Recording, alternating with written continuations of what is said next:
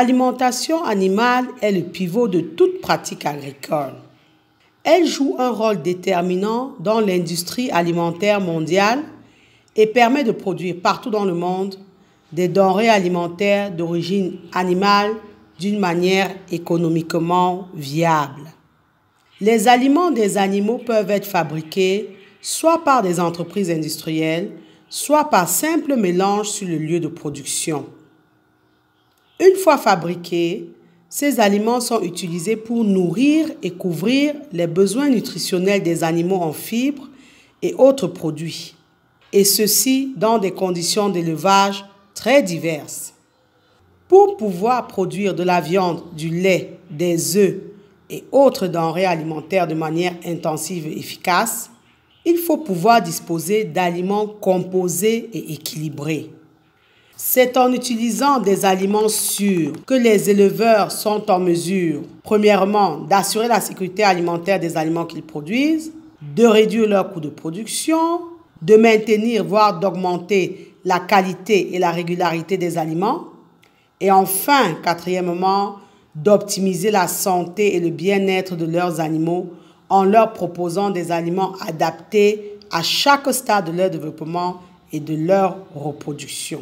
L'utilisation de tels aliments leur permet encore de réduire les éventuelles pollutions dues aux déjections animales dans la mesure où ils n'apportent que les quantités nécessaires de nutriments alimentaires à forte biodisponibilité. Ces aliments doivent être utilisés dans le cadre d'un système de gestion des déchets bien organisé et efficace afin de garantir la sécurité de l'environnement. Il faut savoir que l'alimentation des animaux a une répercussion sur la qualité des produits animaux dérivés. D'une manière générale, les animaux ont des besoins nutritifs en énergie, protéines, minéraux et nutriments essentiels. Cette alimentation doit répondre aux besoins des animaux pour leur entretien, leur production, leur croissance et leur reproduction. Plusieurs types d'aliments entrent en jeu lorsqu'on veut formuler le repas pour nos animaux. La fourniture d'eau propre est une condition primordiale de la réussite de la plupart des élevages. La qualité de l'eau doit être systématiquement contrôlée. Votre exploitation devrait avoir une alimentation suffisante en eau potable avec des installations appropriées pour son stockage, sa distribution et même le contrôle de sa température. Vraiment, l'eau, c'est l'aliment capital, essentiel. Quand on parle des fourrages, on parle aussi d'aliments grossiers en opposition aux aliments concentrés comme les graines. Il s'agit d'alimentation via les plantes, feuilles et tiges. L'alimentation par les fourrages constitue la base de l'alimentation des herbivores. Il faut savoir qu'on classe les fourrages selon leur teneur en matière sèche. Quand vous avez 10 à 20% de matière sèche, on parle de fourrages verts. Ils sont consommés en l'état dans la prairie, sur les parcelles cultivées. Quand vous avez 20 à 50% de matière sèche, on parle d'ensilage.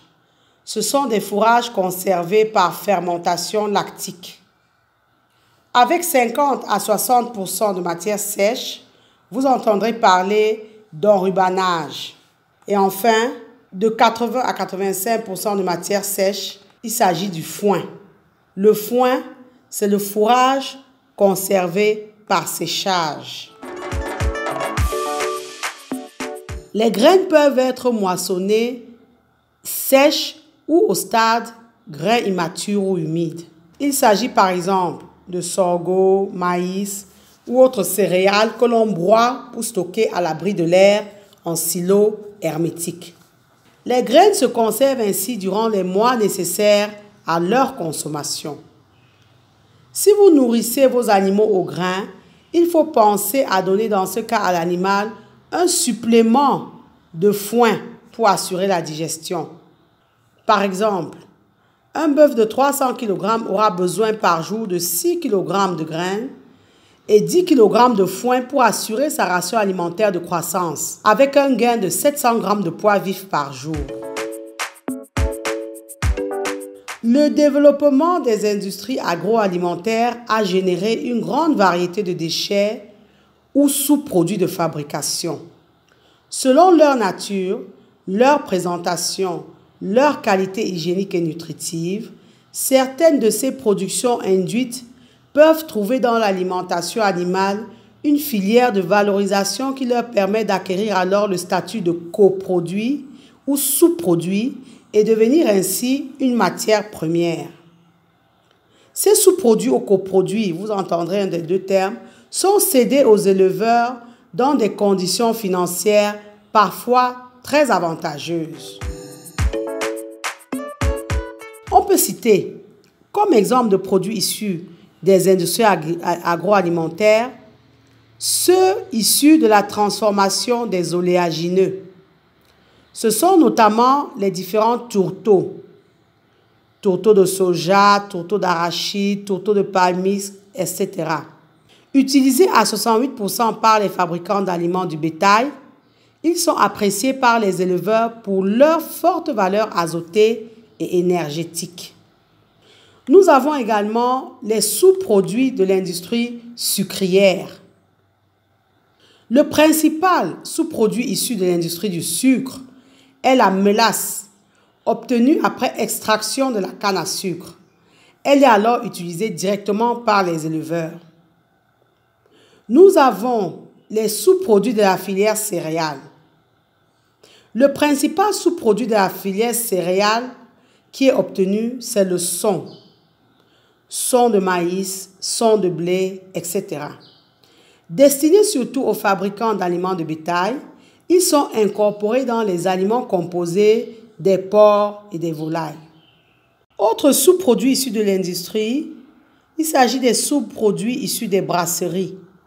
Les volumes de sous-produits fournis par ce secteur sont faibles, mais les produits fournis sont d'excellente valeur nutritionnelle. Ils sont notamment riches en azote.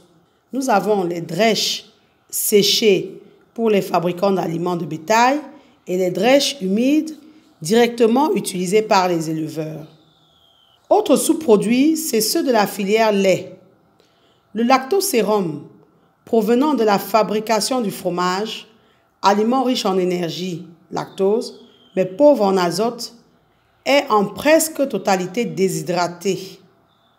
Nous avons des sous-produits issus de la conserverie des fruits et légumes. Ce sont les déchets de transformation des usines de conserve, de surgélation, de congélation, peau, cos, parties abîmées, pulpe, etc., qui n'entrent pas dans le produit final. Ces coproduits ne sont que partiellement valorisés en alimentation animale car leur conservation est délicate et les coûts de transport jusqu'aux élevages vite dissuasifs. Les minéraux, y compris les oligo-éléments et liants, entrent également dans la composition des aliments ainsi que les vitamines. Les éléments minéraux indispensables dans l'aliment des animaux sont le calcium, le phosphore, le chlorure. On les trouve par exemple dans les coquillages, farine de poisson, farine d'os calcinée. Il faut disposer par exemple de pierres à lécher dans les loges ou dans les bâtiments de vos animaux. Les additifs concentrés, par exemple prémix, apportent du complément minéral vitaminique et rectifient la carence alimentaire apportée par les aliments. Au vu déjà de ce qui précède, vous comprenez aisément qu'on ne peut espérer nourrir son élevage de porc uniquement avec de la drèche et espérer avoir des résultats. C'est un exemple. Que vous fabriquiez vous-même vos aliments ou que vous les achetiez, il faut savoir qu'il existe des risques sanitaires liés à l'utilisation des aliments pour animaux. Plusieurs facteurs influencent la qualité des aliments de vos animaux. Il y a la localisation du local où vous stockez vos aliments. Le local où sont stockés les aliments, ainsi que celui où on les fabrique, doit être tenu à l'écart des zones polluées, des zones sujettes à inondation, aux infestations d'animaux nuisibles et à la présence de déchets. Autre élément qui a un impact sur la qualité de vos aliments, c'est la qualité de l'air, la température et la ventilation. Des moyens adéquats d'aération naturelle ou mécanique devraient être disponibles afin de contrôler la température ambiante. De plus, il faut contrôler le taux d'humidité pour éviter les moisissures. Troisième élément, l'éclairage. Les sources d'éclairage devraient être suffisantes pour s'assurer du maintien des conditions d'hygiène dans toutes les zones de fabrication et de stockage des aliments. Là où l'éclairage artificiel est nécessaire, il devrait être conçu afin de refléter les véritables couleurs. Les équipements également ont un impact sur la qualité des aliments. Les équipements et les conteneurs devraient être fabriqués dans des matériaux non toxiques et pouvoir être démontés pour en assurer l'entretien, le nettoyage et l'inspection. Ceci, y compris les mangeoires et les abreuvoirs où ces aliments sont servis. On constate ainsi que les aliments pour animaux et leurs ingrédients devraient être obtenus et entreposés dans des conditions de stabilité de façon à prévenir leur contamination par les organismes nuisibles ou par des contaminants chimiques, physiques ou microbiologiques, ainsi que d'autres substances désirables. Et ceci, que ce soit au cours de leur production, de leur manipulation, de leur entreposage ou de leur transport. En termes d'impact sanitaire, il faut se rappeler que on peut retrouver dans les aliments des bactéries et des mycotoxines préjudiciables à la bonne santé des animaux. Les bactéries suivantes, Staphylocoque, spore butyrique, salmonelle, listeria, entérobactéries et campylobactères présentent un danger sanitaire pouvant avoir des conséquences pour la santé humaine. De même, il existe des risques sanitaires dus aux mycotoxines. Aussi, il ne faut jamais considérer que les animaux, et notamment les ruminants, peuvent accepter n'importe quel aliment contaminé. Il faut en effet prendre en compte la sensibilité spécifique de chaque espèce animale ainsi que l'exposition de chaque espèce. Une des principales causes de maladie et même de mortalité de vos sujets peut être l'alimentation. Et très souvent d'ailleurs, c'est l'alimentation. Rappelez-vous que la viande, les œufs ou le lait que vous produisez sont destinés à l'alimentation humaine. Si les aliments qui ont servi à les produire sont de mauvaise qualité ou porteurs de germes pathogènes, vous mettez en danger la santé du consommateur au final. Il est impossible de fabriquer des aliments pour animaux qui soient de grande qualité à partir d'ingrédients de qualité médiocre. Les grains devraient être systématiquement exempts de moisissures, d'insectes, de salissures, de cailloux et autres débris divers. Ne dites pas c'est pour les animaux. La nourriture pour animaux d'élevage n'est pas synonyme de saleté, de pourriture et autres idées préconçues. Il ne faut pas distribuer d'aliments moisis à vos animaux. Les animaux doivent recevoir une quantité d'aliments suffisante en fonction de leurs besoins physiologiques, de leur âge, de leur poids vif, de leur stade de lactation, de leur niveau de production, de leur niveau de croissance, qu'il s'agisse de femelles gestantes ou non, selon leurs activités et en fonction de leur climat. Il faut savoir que la qualité de l'alimentation a un impact significatif sur la croissance de vos sujets ainsi que sur leur performance en matière de reproduction. Ne vous étonnez pas si vous n'avez pas un cheptel performant. Ça se trouve, vous ne les alimentez pas convenablement. Une formulation précise est essentielle à la confection d'aliments pour animaux qui satisfassent aux besoins nutritionnels. Les concentrations en nutriments des ingrédients d'aliments pour animaux peuvent varier de manière substantielle par rapport aux valeurs moyennes publiées dans les tableaux de composition en nutriments. Donc, il faut souvent faire des adaptations. Sachez qu'aller fabriquer ces aliments dans une provenderie externe est à risque, car en général, leurs broyeurs, leurs mélangeurs que vous utilisez sont rarement nettoyés et le local, très souvent, a une hygiène approximative. En plus, la succession des éleveurs dans ces espaces accroît les risques de rapporter des maladies dans votre exploitation. On sait que dans certaines régions, les provenderies sont des lieux de dissémination de la peste porcine africaine, par exemple. Autre point que vous devez avoir en mémoire, les animaux doivent pouvoir accéder librement à de l'eau propre et fraîche. Nettoyez régulièrement leurs abreuvoirs. Les inspecter afin de vérifier leur bon état de fonctionnement. L'apport en eau doit être suffisant pour répondre aux besoins maximum des animaux, c'est-à-dire que les abreuvoirs doivent pouvoir être remplis suffisamment rapidement pour éviter qu'un animal du troupeau ne continue à avoir soif. Enfin, un des éléments à retenir, c'est que arriver à composer et à fabriquer soi-même les aliments pour ces animaux nécessite des compétences et une expérience certaine qui n'est pas à la portée de tout le monde. On ne s'improvise pas nutritionniste. Il existe des entreprises ou organisations dont c'est le métier. Il faut savoir qu'on ne peut tout faire et espérer être réellement performant. Ce qu'on pense économiser en voulant s'improviser nutritionniste, on le perdra au final en termes de rendement et de performance. En conclusion, on constate donc que les aliments pour animaux devraient être en bon état et répondre aux normes de qualité généralement acceptées. Les éleveurs gagneraient davantage à s'orienter vers la qualité plutôt que la quantité. Les bonnes pratiques agricoles, les bonnes pratiques de fabrication et les principes de l'analyse des risques devraient être suivis pour contrôler tous les risques pouvant apparaître dans l'alimentation, notamment et surtout les risques sanitaires pour le consommateur final. Les sources potentielles de contamination dues à l'environnement devraient être prises en compte. AgriTV Web travaille à vous donner les clés pour réussir dans les domaines agricoles et de l'agro-industrie.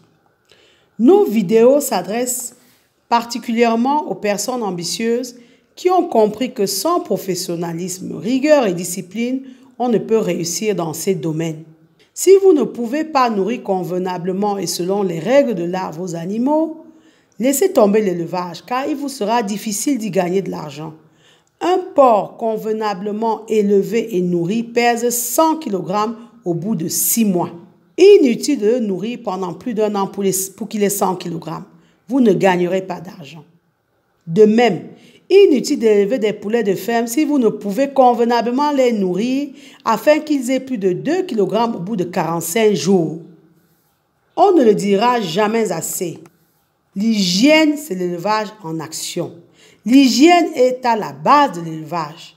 Si vous pensez que dire qu'un animal doit boire de l'eau propre et de qualité, c'est rêver car on est dans des pays pauvres, laissez tomber l'élevage. Nous devons avoir dans nos pays de véritables professionnels et modèles pour redonner envie aux gens de s'intéresser à l'agriculture. Il n'y a plus de place pour l'amateurisme. Formez-vous et adoptez les bonnes pratiques. Il en va de la santé du consommateur. AgriTV Web vous donne les clés. À vous d'approfondir vos connaissances et surtout de mettre en pratique ce que nous vous disons. Laver la mangeoire de vos bêtes ne nécessite pas un gros investissement. Il vous faut de l'eau et du savon, mais surtout de la volonté qui nécessite que vous soyez déjà conscient de l'impact de la saleté, aussi bien pour vous, pour vos animaux, que pour le consommateur final. Soyons des éleveurs responsables. Cette vidéo vous a été utile? Dites-le nous en commentaire en précisant vos points d'amélioration. Pensez à nous encourager en vous abonnant à notre chaîne et surtout en partageant nos vidéos. Rappelez-vous qu'in fine, savoir est le point de départ et agir fait toute la différence. Maintenant, place à l'action.